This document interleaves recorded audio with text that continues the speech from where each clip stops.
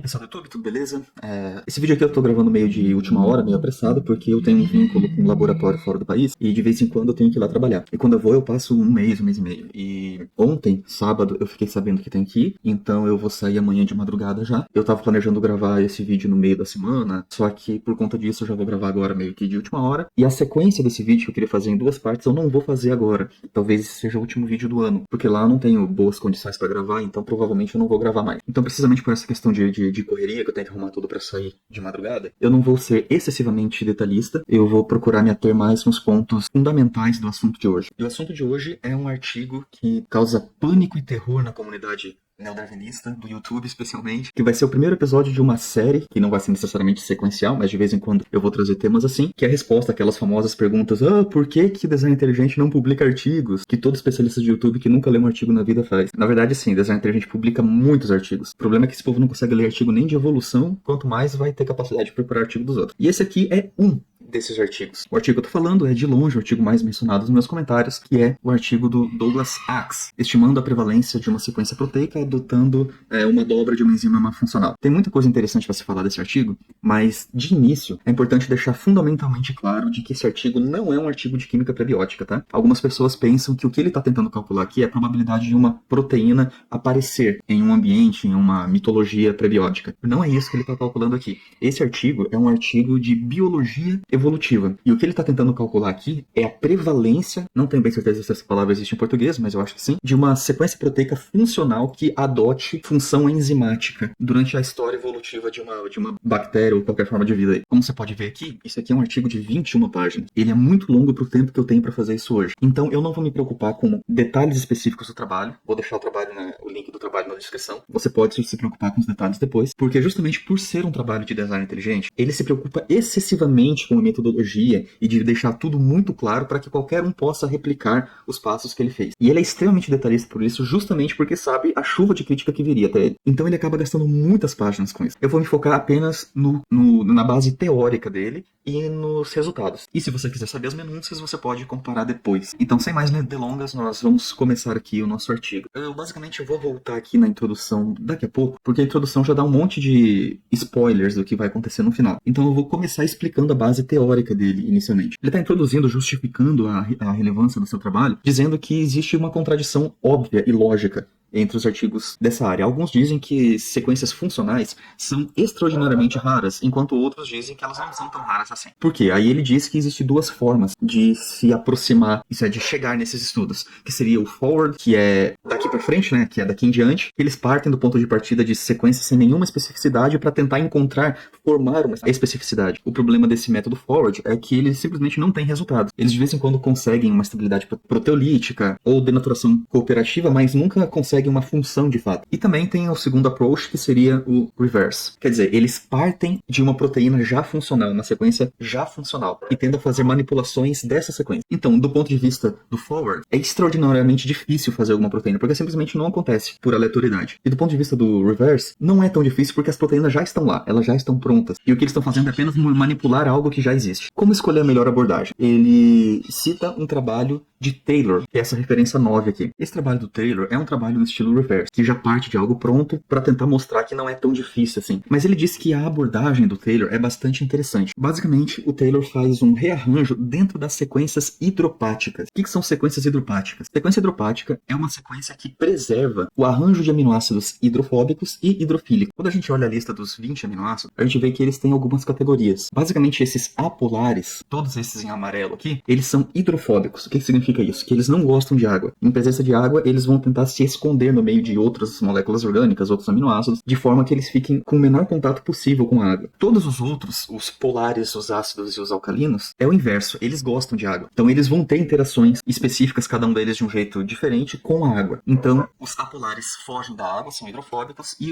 todos os outros, eles são hidrofílicos, eles gostam de água. O que seria então essa assinatura hidropática que vai manter o arranjo hidrofóbico e hidrofílico? Eu fiz aqui de maneira bem caseira, só para você entender, isso aqui seria uma proteína, ok? Cada risquinho desse aqui é um aminoácido, e aqui eu tenho uma cadeia proteica bem aberta aqui, bem mal dobrado, mas essa aqui é a minha cadeia proteica de 93 risquinhos, 93 aminoácidos. Por que eu usei sulfite de 2 cores aqui para fazer essa amostra? Isso aqui é para exemplificar, eu não me baseei em nenhuma proteína existente, tá? Só para exemplificar o que seria um arranjo hidropático. Vou alterar para a tela cheia aqui para ficar mais fácil.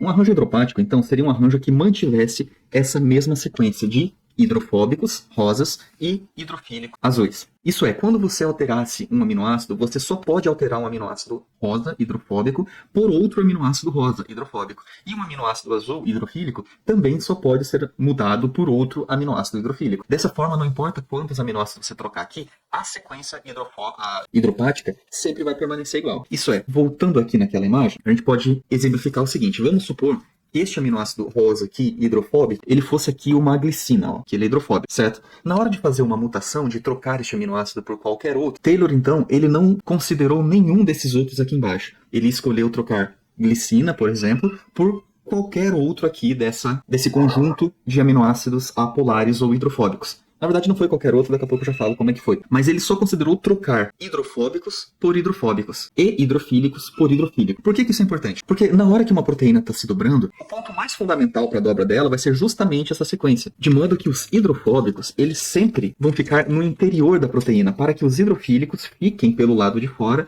protegendo os hidrofóbicos da água. Certo? Então tem água aqui. Os hidrofílicos estão interagindo com a água, enquanto os hidrofóbicos estão protegidos da água. Não sei se deu para entender bem, mas o fato é que essa sequência que vai determinar como que uma proteína vai se dobrar. Aliás, não é só ela que vai determinar, mas ela é uma dos fatores determinantes. Porque isso naturalmente vai expor os hidrofílicos e proteger os hidrofóbicos. Deu para perceber? Então, a fim de manter a função das proteínas, Taylor então escolheu manter as sequências hidrofílicas e hidrofóbicas. Como que ele fez isso? Esse aqui é o trabalho do Taylor. Também vou deixar o link aqui na descrição. Mas rapidamente, resumidamente aqui, ó, o que ele fez foi formar arranjos em que ele trocava esses aminoácidos hidrofóbicos por hidrofóbicos e hidrofílicos por hidrofílicos. Ele pegou uma sequência de 93 aminoácidos e ele reparou que nessa proteína especificamente, a maior parte dos resíduos, e quando eu falo resíduo eu estou falando de uma letrinha só, um aminoácido especificamente, a maior parte desses resíduos originalmente eram 8 tipos de aminoácidos, sendo eles 4 polares, que seriam aspargina, ácido aspartico, ácido glutâmico e lisina, e 4 apolares, que seria isoleucina, leucina, metionina e fenilalanina. Então o que ele fez? Então ele preparou um padrão binário, contendo uma biblioteca com esses 4 aminoácidos, para substituir qualquer polar na sequência,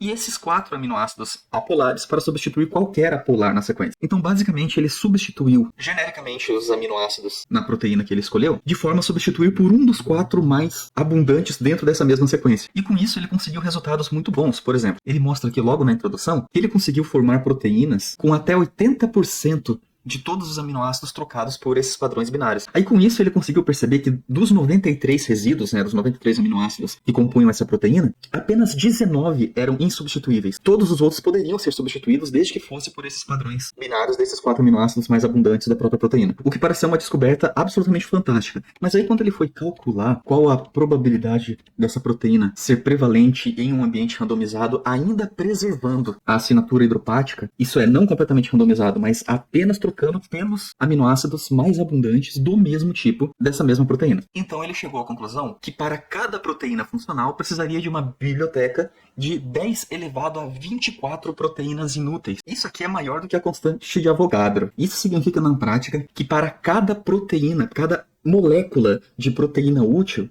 você precisaria de aproximadamente 18 quilos de proteínas inúteis. Então, você coloca isso aí numa vasilha, num pote, 18 quilos de proteínas inúteis, você vai ter uma molécula ali no meio que vai ter mantido a função enzimática que ela tinha inicialmente. E se você não tem muita noção do que é uma molécula em relação a 18 quilos, se você sobe essa perspectiva e coloca a massa da Terra, se a Terra inteira fosse formada exclusivamente por proteínas de 93 aminoácidos que mantêm a mesma função hidropática, aliás, a mesma sequência hidropática, apenas 1 quilo de proteína na Terra inteira de proteínas de 93 com a mesma sequência hidropática seria funcional. Ele ainda fala, assim, meio que em tom de decepção, que uma biblioteca desse tamanho é ordens de magnitude maior do que para formar uma sequência proteica normal qualquer. Isso é, você manter a função enzimática é ordens de magnitude mais difícil do que simplesmente formar uma proteína qualquer. E é por isso a decepção dele. Mas enfim, por que eu falei tudo isso? Por que a importância desse estudo? É baseado nesse estudo que Axe vai construir a metodologia dele, já que esse é um dos estudos seminais mais citados nessa área. E com base nisso, Axe Axe, então, faz a pergunta: quanta randomização uma sequência conhecida,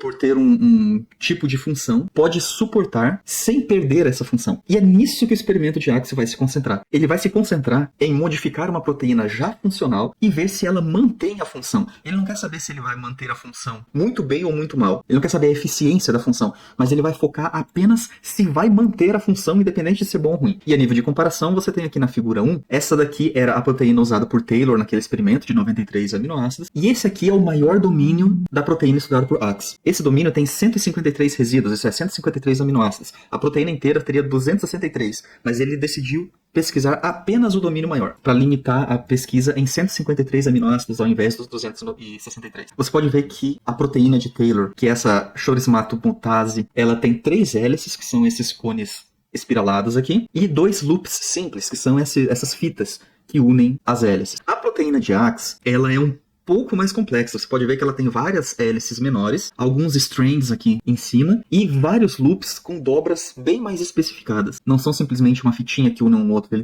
Essa fita ela se dobra de uma maneira correta. Então, basicamente, o que Axe está fazendo aqui é vendo se a estimativa de Taylor se dá para qualquer tipo de proteína ou se tem proteínas mais difíceis do que outras, que precisam ser mais especificadas do que outras. Aí ele faz um filtro aqui, porque tinha um problema metodológico aqui no trabalho do Taylor, que ele não considerava a bufferização, que no caso seria a redundância. Então ele explica isso aqui na figura 2, eu não vou entrar nesses pormenores, você pode ler depois, mas basicamente a ideia do Axe é manter apenas a função, não ver o quão bem essa função é exercida, como era o caso do Taylor. Então é por isso que ele faz algumas simplificações aqui. Para essa otimização que ele fez, ele identificou 4 aminoácidos fundamentais, que são a base da estrutura proteica. Esses 4 aminoácidos, então, são alanina, triptofano, prolina e cisteína. Por que eles são fundamentais? A alanina e o triptofano, eles são tipo aminoácidos coringa, porque apesar deles serem hidrofóbicos, isso é, se você olhar aqui na figurinha, triptofano está aqui em cima e a alanina está aqui. Eles são apolares e, portanto, hidrofóbicos. Só que apesar deles serem hidrofóbicos, eles não são tão hidrofóbicos. Então, às vezes, eles podem ser usados como exceção e aparecer em sequências hidrofílicas. A alanina pode aparecer, inclusive, no meio de uma sequência hidrofílica, enquanto o triptofano, ele é um pouco mais hidrofóbico do que a alanina, geralmente aparece em sequências de transição. Então, é mais ou menos o seguinte. Apesar deles serem hidrofóbicos e precisarem estar entre os rosas aqui, né, os hidrofóbicos, a alanina, às vezes, pode aparecer no meio de uma sequência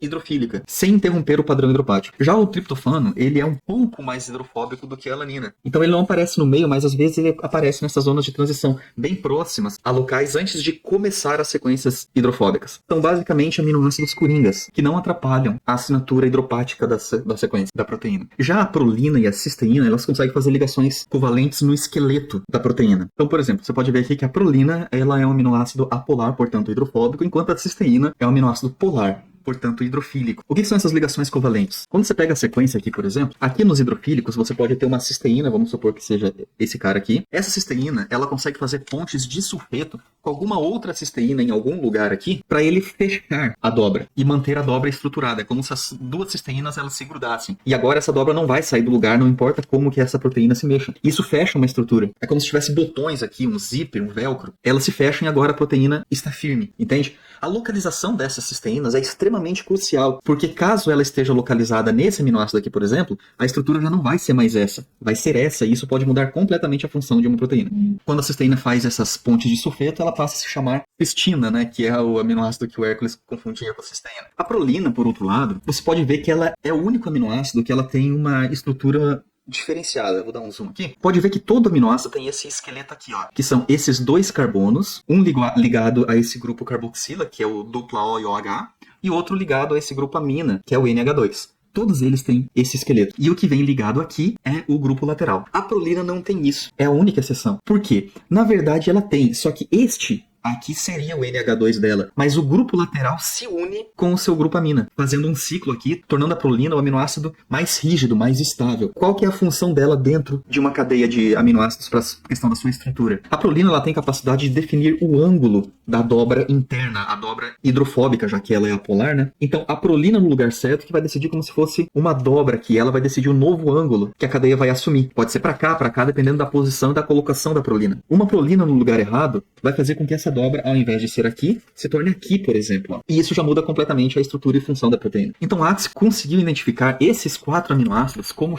sendo os aminoácidos-chave para a composição estrutural das proteínas. E isso é algo extremamente interessante, porque tem uma relação direta, não exclusiva, mas direta com aqueles 19 aminoácidos que eram insubstituíveis lá da sequência de Taylor. Mas Taylor não chegou nessa conclusão. Então, beleza. Depois dessa descoberta, o que Axe fez? Aí eu posso voltar aqui na introdução, que agora sim vai fazer sentido algumas coisas que estão escritas aqui. Então, basicamente, ele diz assim, ó, um alinhamento de sequências do domínio homólogos é usado para descobrir o padrão hidropático no decorrer da cadeia para formar a dobra do domínio. Então, isso aqui é basicamente isso que eu expliquei. É a determinação dessa sequência. O que é hidrofóbico, substituir apenas por hidrofóbico. E o que é hidrofílico, substituir apenas por hidrofílico. Aí ele diz assim, ó, começando com uma sequência fracamente funcional que carrega essa assinatura, clusters de 10 aminoácidos são substituídos, mas respeitando essa assinatura hidropática. Isso não é completamente randômico, tem que respeitar a assinatura hidropática, e então testada a função. Então o que ele fez? Quando ele pegava uma sequência aqui, ele dividiu o domínio proteico que ele está estudando em 4 áreas, e nessas 4 áreas ele trocou randomizadamente 10 aminoácidos em cada área,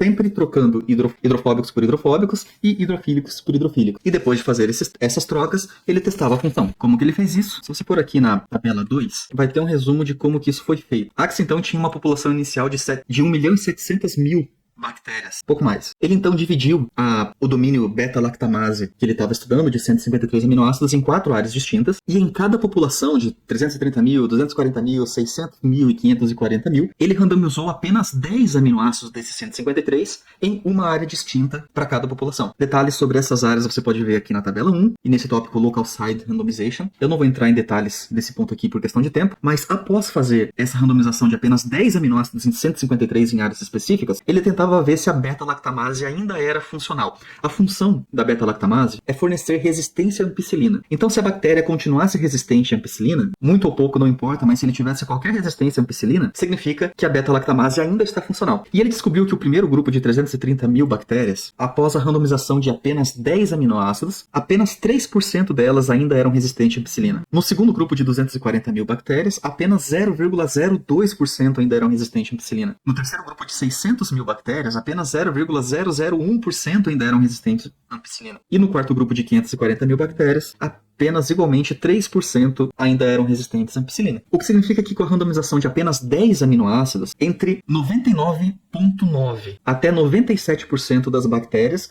perdiam a função da beta-lactamase. E foi baseado nisso que ele chegou à conclusão que, voltando aqui na introdução, que um domínio proteico como beta-lactamase teria apenas uma proteína funcional a cada 10 elevado a 64 proteínas inúteis. Nossa, mas lá estava dando 97%, que salto lógico é esse? Como é que ele fez esse cálculo? Aí quando você desce lá de novo para entender o cálculo, na verdade é bem simples. Lembra que dos 4 grupos, 2 tiveram 3% de resistência, um teve 0,2% e outro 0,1%? Então, ele tirou a média geométrica disso, que é esse cálculo aqui. E se você tem alguma dúvida, você pode fazer o cálculo por si mesmo. Aqui, por exemplo, você pode colocar o cálculo e você vai chegar no resultado de 1,8 vezes 10 a menos 17. Essa seria a probabilidade da randomização média desses 40 aminoácidos. O problema é justamente isso. Isso aqui é para 40. Você pode ver aqui que cada grupo foram 10. E é por isso que no final, para ter uma taxa média de aceitação de substituição de nucleotídeos, ele eleva isso a 1 sobre 40. Então, se você pegar isso aqui mesmo e elevar a 1 sobre 40, você vai chegar no resultado de 0,3814. O que significa isso? Que 38,14% das substituições aleatórias de aminoácidos dentro de uma sequência de 153 aminoácidos, eles são aceitáveis e não mudam a função proteica. No entanto, 62% de todas as substituições acabam com a função proteica. E isso é para cada aminoácido especificamente. Então, de maneira muito simples, se você simplesmente pegar isso daqui e multiplicar pelo número de aminoácidos, aliás, elevar pelo número de aminoácidos, você vai chegar à probabilidade de 8,94 vezes 10 a menos 65. O que Axe arredondou para a probabilidade de 10 a menos 64, que é a primeira parte da conclusão dele aqui. Então, você só tem uma proteína funcional a cada 10 elevados a 64 proteínas disfuncionais e mantém a mesma sequência hidropática. Isso aqui é um número absurdamente pequeno. Mas é claro que nem toda proteína tem um padrão assim tão complexo quanto a beta-lactamase que ele estudou. E é por isso que ele foi considerar nessa estimativa também os cálculos de Taylor. Lembra que Taylor chegou aqui à conclusão de 10 elevado a 24? Então, 10 elevado a 24 seria para uma proteína de 93 aminoácidos. Então, a gente teria que elevar aí isso a 1 sobre 93, que é o número de aminoácidos da proteína, o que daria uma taxa de aceitação de substituição de nucleotídeos de 51 45%, o que é bem maior do que 38%, por ser uma proteína muito mais simples. Então, para descobrir a proporção média na mesma escala de comparação da proteína de 153 aminoácidos que a Axis está estudando, da beta-lactamase, é só trocar aqui o 1 aminoácido por 153. E nesse caso nós teríamos 3 vezes 10 a menos 40. E é por isso que Axe considera a proteína de Taylor como 10 a menos 40, enquanto a dele é 10 a menos 64. Isso aqui é uma diferença astronômica entre as duas. Mas ainda assim, para 153 aminoácidos, 10 a menos 40 é praticamente impossível, mesmo nas estimativas mais otimistas de Taylor, com a proteína mais simples possível. E é por isso que Douglas Axe se baseou em outros 17 estudos que ele cita aqui, para chegar nessa estimativa mais abrangente desse estudo dele. Basicamente, o que ele está representando aqui, com esse círculo, é a quantidade de proteínas possíveis, extrapolando os resultados dele com base nos estudos de Taylor também. Então, o que é isso? U significa sequências não restritas, isso é, são todas as sequências possíveis para um tamanho de 193 aminoácidos. H significa os requerimentos hidropáticos para especificar um dos muitos possíveis dobramentos terciários. Em outras palavras, H são todas as proteínas de 153 aminoácidos e correspondem a algum tipo de padrão hidropático. S, então, são as proteínas que, tendo um padrão hidropático, elas conseguem se dobrar corretamente, né? Porque, como eu falei no início, o padrão hidropático não garante a dobra, mas é impossível dobrar sem ele. E L são as proteínas que têm exatamente o padrão hidropático estudado. E no meio de tudo isso, F são as funcionais. O estudo de Taylor e Axe se concentraram apenas dentro de L, e a probabilidade de ter uma proteína funcional dentro de todas as proteínas que já têm essa dobra é, no caso de Axe, 10 a 64, uma em 10 a 64, e no caso de Taylor, uma e 10 em 10 a 40. Mas e se você for considerar dentro de todas as proteínas que simplesmente podem se dobrar? Aí, de acordo com os estudos que Axe cita, S é 1000 vezes maior. A probabilidade para S seria de 10 a menos 3. Então, se você pega 10 a menos 64 e multiplica por 10 a menos 3, daria 10 a menos 67 para Axe e 10 a menos 43 para Taylor. E isso usando expectativas bem otimistas. Agora, se você for extrapolar para H, isso é, para qualquer proteína que tenha alguma sequência hidropática possível, isso já é 10 a menos 10. Então, se você pega 10 a 64 vezes 10 a menos 3, que dá 10 a 67, vezes 10 a menos 10, você chegaria a 10 a 77. Enquanto 10 a 40 chegaria a 10 a 53. Multiplicando por 10 a menos 3, depois por 10 a menos 10, para chegar em todas as sequências hidropáticas possíveis. E essa é a conclusão final dele aqui. Então, a proporção de todas as sequências do domínio grande, isso é, para 153 aminoácidos que performam alguma função específica, pode ser estimada num range de 1 para 10 a 77, no caso de proteínas mais complexas como a dele, até 1 para 10 a 53, no caso de proteínas extremamente simples como a de Taylor. Esse número é tão absurdo que ele é praticamente o número de átomos que existe no universo inteiro, que seria 10 elevado a 80. O que significa que se você transformasse todos os átomos do universo numa proteína de 153 aminoácidos e mantém a sequência hidropática exatamente como tem essa beta-lactamase, apenas uma proteínas em todos os átomos do universo que viraram proteínas seria funcional. Isso é extremamente, absurdamente baixo. Agora, se você não transformasse os átomos do universo em proteínas e usasse simplesmente a massa de todos os átomos para formar proteínas, você precisaria de 20 universos iguais aos nossos para ter uma única proteína funcional. E eu não estou falando de 1 quilo, um monte, é uma única molécula de proteína funcional. Qual que é o intuito desse cálculo que muitas pessoas fazem? Não foi só a Axe que fez. Isso aqui é um cálculo feito por muita gente, porque essa é uma questão que tira o sono de darwinistas sinceros, não de especialistas de YouTube, que para eles é tudo muito fácil, né? Porque a ideia desses cálculos é estimar as possibilidades de mutações que uma proteína poderia ter até chegar em alguma coisa útil. Isso é, supondo que isso não acontece, tá? Mas supondo que você conseguisse formar um órgão novo, qualquer coisa nova, numa bactéria, num protozoário, ou enfim, qualquer ser vivo, com apenas a mutação de uma única proteína, essas seriam as chances dessa mutação dar certo. Isso é, ou as mutações resultariam em redundâncias que não alterariam em nada a função proteica, ou essas mutações resultariam em 10 elevado a 77 erros antes de produzir uma única mutação que desse certo e criasse uma função nova aí, sei lá. Entende? Foi esse o objetivo disso. E eu sei que tem vários darwinistas raivosos dentre esses especialistas de YouTube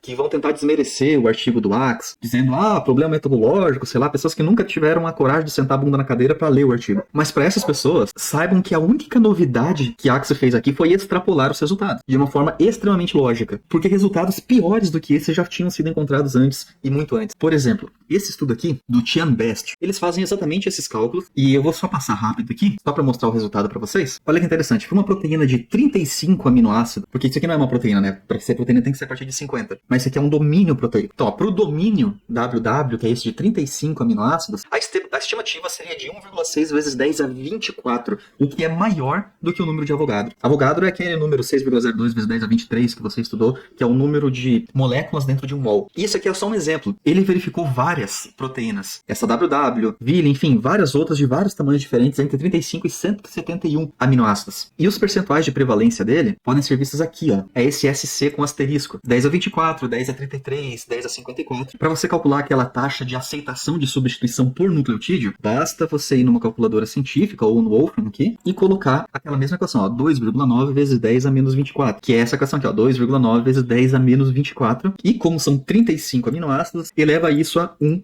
por 35. E você vai chegar no resultado de 0,21%. Lembra que no trabalho do Axe, a taxa aqui foi muito maior do que isso. Foi 0,38%. Isso é 38%. 0,21 significa que apenas 1 a cada 5 aminoácidos podem ser randomizados, o que é uma taxa muito pequena. Aplicando para a mesma proporção de Axe, elevando isso a 153 aminoácidos, nós teríamos aqui 10 elevado a menos 3, ao invés de ser simplesmente 10 elevado a 77. Para isso, basta você colocar aqui, ó, em vez de 1, você coloca 153 aminoácidos e vai chegar, ó, a 10 a menos 3, a menos 103. E isso trabalhando dentro do domínio L, que é a sequência exata. Se for extrapolar para S, é vezes 10 a menos 3, e para H é vezes 10 a menos 10. Então, vezes 10 a menos 13 para extrapolar para os dois. Nesse caso, 10 a menos 3 ficaria 10 a menos 16. Esse número é absurdamente grande. Mas esse não é o pior percentual de aceitação de substituição. Tem aqui, ó, 10%, só 1 em 10, o que levaria uma proporção em L para 153 aminoácidos de 10 a menos 152, ou 10 a menos 165, se for extrapolar para todas as sequências hidropáticas possíveis. Isso aqui é mais de 80 ordens de grandeza pior do que os cálculos de Axe. Axe está sendo aqui, na verdade, muito bonzinho por pegar uma proteína mais simples. E aqui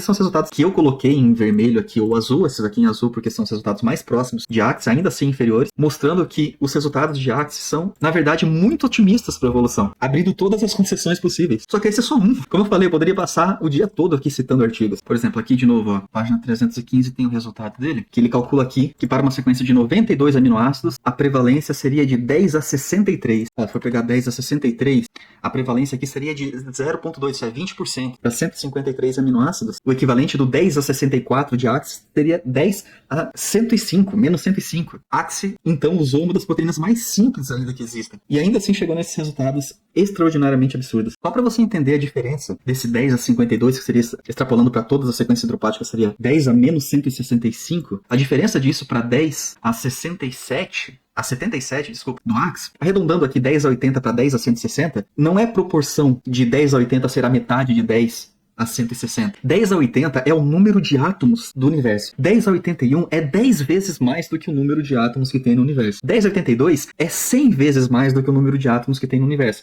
E continuando nessa proporção, para chegar até 10 a 160, que seria a prevalência daquela proteína A, você teria que transformar cada átomo do nosso universo em outro universo e então contar todos os átomos de todos esses outros universos. Aí, e só aí daria 10 a 160. E ainda assim, é 10 a menos 165, né? Porque é mais 13 aqui. Então ainda teria que fazer isso mais 100 mil vezes. Entende? A gente tá falando de números absurdamente inimagináveis aqui. Não tá falando de improbabilidades. Tá falando de impossibilidade. Então, por mais que isso aqui não seja um estudo de química prebiótica, ele tem umas implicações muito interessantes para a química prebiótica. Porque diferente de uma evolução de uma proteína dentro de uma bactéria, que nós estaríamos falando apenas do domínio UHSL, lembrando, o estudo foi só no L.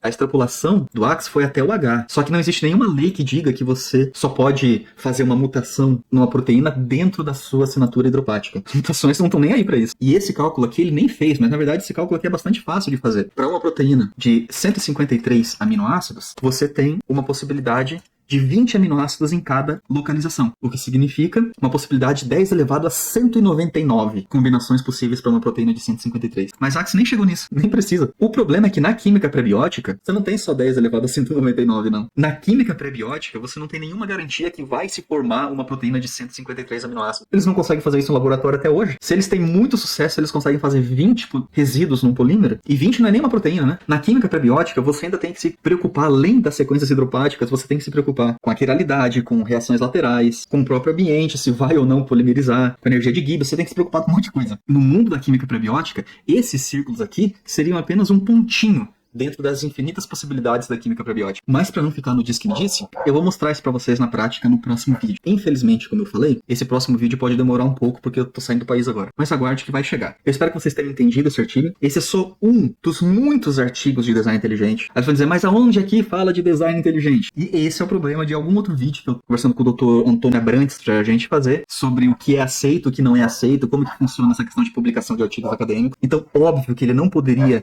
nem sequer mencionar design inteligente aqui, a menos que fosse pejorativamente, porque senão isso aqui não seria nem publicado. Não importa o quão corretos estão os dados. Mas isso daqui é uma indicação clara de que aleatoriamente essas coisas não acontecem. E não são improváveis, elas simplesmente não acontecem. Não tem nem tempo para isso. Esse estudo aqui é bastante interessante também. Eu não vou entrar neles, mas basicamente o que ele indica aqui é que qualquer coisa acima de 10 elevado a 38 é impossível de acontecer na prática. Não tem tempo hábil suficiente para isso. Mas eu não vou entrar nele agora, porque eu não tenho tempo hábil para continuar nisso, mas o fato é que isso aqui é só um exemplo de uma proteína pequena, de 153 aminoácidos. Existem proteínas na vida real de mais de 34 mil aminoácidos. Como é que um negócio desse acontece? Não acontece nem a pau. E não tem possibilidade nem de evoluir. Nem de evoluir. Mas é claro que especialista de YouTube sabe como tudo acontece, né? Apenas que as pessoas que publicam de verdade, fazem ciência de verdade, ainda não têm a iluminação que os especialistas de YouTube têm. De qualquer forma, eu acho que ficou bem explicado e espero que vocês tenham entendido pelo menos o cerne desse artigo, que é muito bom, aconselho que vocês leiam. Vou deixar o link dele na descrição e dos outros artigos usados também. Deus abençoe a todos vocês. E se não nos vermos mais esse ano, já peço desculpa antecipadamente se eu não conseguir responder os comentários no YouTube, mas na pior das hipóteses, no ano que vem estaremos de volta. Até mais.